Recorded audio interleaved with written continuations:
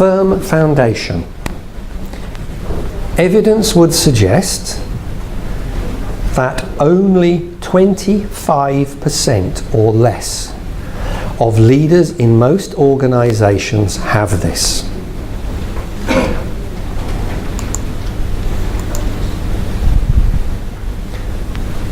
Time management. How long will the job take? Prioritization.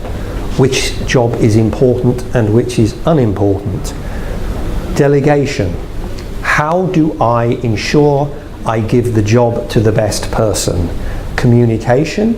How do I tell people effectively what needs doing? Feedback. How do I enable them to know how they're doing?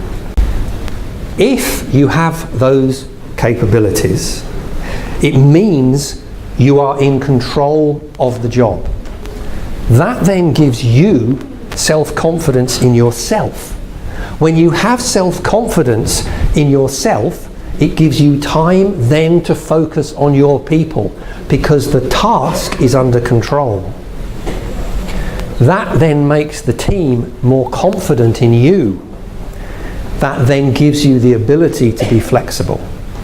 So that firm foundation is critical.